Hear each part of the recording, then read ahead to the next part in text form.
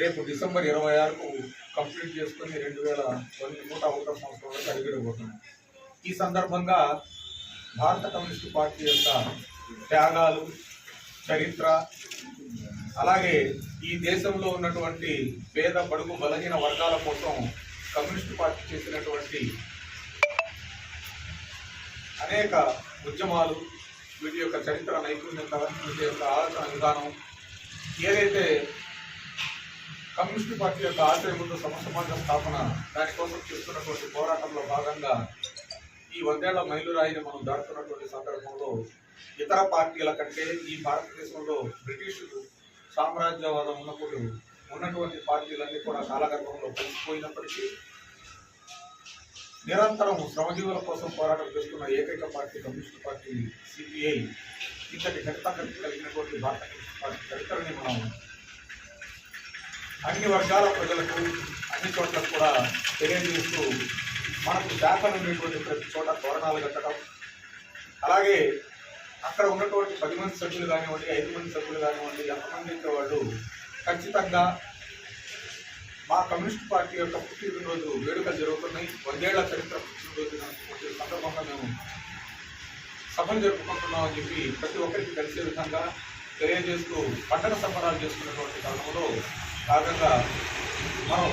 శత జయంతి ఉత్సవాలు 20వ తారీఖు నుంచి 25వ తారీఖు వరకు జరుపుకొని, వాస్తవంగా 26వ తారీఖున మనకు గతంలో మనం అనుకున్నటువంటి విషయం ఒకప్పుడు చేస్తున్న తీర్మానం ఏంటంటే డిసెంబర్ 26న మన దేశం మొత్తానికి సంబంధించి మన తెలుగు రాష్ట్రమైనటువంటి తెలంగాణలోని ఖమ్మంలో శత జయంతి ఉత్సవాల ముగింపు సభని జరుపుకోవాలని చెప్పి తీర్మానం చేసుకోవడం జరిగింది. కానీ అక్కడ స్థానికంగా పంచాయతీ ఎన్నికలు వచ్చినటువంటి సందర్భంలో దాన్ని జనవరి నెల 18వ తారీఖు వాయిదా వేసుకోవడం జరిగింది. అయితే ఈ 18వ తారీఖు సమయం దూరం అవుతుంది, అలాగే వ్యయ ప్రయాసాలకు వచ్చి అంత దూరం రావడానికి చాలామంది సుముఖత చూపటం కనబడటం లేదు. కాబట్టి ఏ జిల్లాకు ఆ జిల్లా శత జయంతి ఉత్సవాలను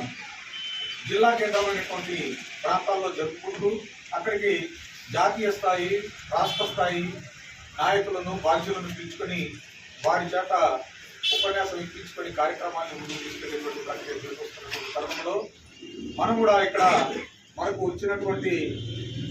నిన్న జరిగినటువంటి అత్యవసర కార్యవర్గ సమావేశం మార్కాపురంలో ఏర్పాటు చేసుకోవడం జరిగింది. ఈ కార్యవర్గ సమావేశంలో చేసినటువంటి తీర్మానం ప్రకారం డిసెంబర్ 20 నుంచి 25 వరకు మనకున్నటువంటి అన్ని శాఖల్లో కూడా ఖచ్చితమైనటువంటి శాఖా సభ్యులు ప్రతి ఒక్కరికి కూడా హాజరయ్యేటట్లుగా, వాళ్ళందరూ హాజరయ్యేటట్లుగా, వారితో పాటు వారి కుటుంబ సభ్యులు కూడా హాజరయ్యేటట్లుగా, ఈ కుటుంబ సభ్యులతోటి ఒక సంబరాలు జరుపుకునేటువంటి ప్రక్రియను చేసుకుంటూ ఈ కార్యక్రమాన్ని విజయవంతం చేసుకొని డిసెంబర్ 26న మన ఒంగోలు పట్టణంలో ఒక 2000 మందితోటి భారీ ప్రదర్శన ర్యాలీ చేసి ఒక ఆడిటోరియం హాల్లో, ఎక్కడైనా సరే ఒక ఫంక్షన్ హాల్లో ఇండోర్ మీటింగ్ జరపాలని చెప్పి తీర్మానం చేయడం జరిగింది. దీనికి మన జాతీయ ప్రధాన కార్యదర్శి డాక్టర్ రాజా గారిని పిలవడానికి సన్నాహాలు చేస్తున్నారు. ఆ విషయం మీద కూడా నిన్న రాత్రి కూడా మన రాష్ట్ర సెక్రటరీతో రాత్రి మాట్లాడటం జరిగింది. దానికి ప్రయత్నం చేస్తున్నాం, వీలైతే రాజా గారు వస్తారని చెప్పి చర్చ జరిగింది. కాబట్టి ఈ రకమైనటువంటి ప్రక్రియకు మనం మన నియోజకవర్గ సమితికి సంబంధించి మనకున్నటువంటి అన్ని శాఖల్లో కూడా ఖచ్చితంగా ఈ కార్యక్రమాన్ని విజయవంతం చేసేటువంటి ముందు మనం సభ్యుత్వం కట్టాల్సినటువంటి అవసరం ఉంది. మనం గతంలో సభ్యత్వం మనం కడతా ఉన్నాం. అయితే ఈసారి ఏంటంటే ఖచ్చితంగా మనం లెవీతో పాటు సభ్యత్వం కట్టాల్సినటువంటి అవసరం ఉంది. ఎందుకంటే మనకు 100 సంవత్సరాలు పూర్తి చేసుకున్న సందర్భంగా ఈ సందర్భంగా మనం కార్యక్రమాలు విజయవంతం చేసుకునేటువంటి క్రమంలో భాగంగా మన పార్టీ యొక్క కార్యక్రమాలకు ఖర్చులకు సంబంధించి ఏవీ కార్యక్రమాన్ని కూడా పార్టీ సభ్యులు తప్పనిసరిగా పాటించవలసినటువంటి బాధ్యత ఉంది. కాబట్టి ఆ లెవీ 100 రూపాయలు, అలాగే సభ్యత్వములు 150 రూపాయలు, 250 రూపాయలు, లేదా ఏదైనా ఇవ్వగలిగినటువంటి ప్రాంతం నుండి అనుకూలత ఉంటే 300 రూపాయలు తగ్గకుండా 300 రూపాయలకు తగ్గకుండా సభ్యత్వం వసూలు చేయాలని చెప్పి తీర్మానం చేయడం జరిగింది. కాబట్టి ప్రతి సభ్యుడి నుంచి 300 రూపాయలు తగ్గకుండా శాఖ సెక్రటరీలు కానివ్వండి, శాఖ బాధ్యులు కానివ్వండి, అలాగే నియోజకవర్గ సమితి సభ్యులందరూ కూడా బాధ్యత వహించి ఈ డబ్బులు కట్టాల్సిన అవసరం ఉంది. అలాగే కాంగ్రెస్ మనకు ఈ సంకల్పాన్ని డిసెంబర్ 26 కల్లా మనం జిల్లా కేంద్రమైనటువంటి ఒంగోలుకు మహాసభకు అంటే జరగబోయేటువంటి శత జయంతి ఉత్సవాల సభకు హాజరయ్యేదానికి 50% అంటే 50% సంకల్పాన్ని మనం ముందుగానే కట్టి ఇదిగో మా శాఖలో నుంచి గతంలో సంకల్పం కట్టేటువంటి ఆనవాయితీ ఏంటంటే జనవరి దాటుతుంది, ఫిబ్రవరి దాటుతుంది, ఇష్టంలే అని చెప్పి కాలయాపన చేస్తూ తెలుసుకున్నందువల్ల సంఖ్యాబలంగా మనకు ఎంత ఉంది ఏంటి అనేది కూడా తెలుసుకోలేనటువంటి పరిస్థితి. కాబట్టి అలా కాకుండా ఖచ్చితంగా 50% సభ్యత్వాన్ని కంప్లీట్ చేసుకుని సభ్యత్వం డబ్బులు మండల పార్టీ సెక్రటరీలకు చెంద చేస్తే మండల పార్టీ సెక్రటరీలు జిల్లా పార్టీ సెక్రటరీకి నియోజకవర్గ పార్టీ సెక్రటరీ ద్వారా దాన్ని అందజేయాల్సినటువంటి బాధ్యత తీసుకొని పనిచేయాల్సినటువంటి అవసరం ఉంది. మరి ఈ 100 ఏళ్ల చరిత్ర కలిగినటువంటి కమ్యూనిస్టు పార్టీ యొక్క ప్రచారాన్ని మనం అవసరమైతే మన స్థానికంగా మనం ఆటోలు పెట్టి ప్రజానాట్య మండలి దళాన్ని తీసుకొని తద్వారా మైకు ద్వారా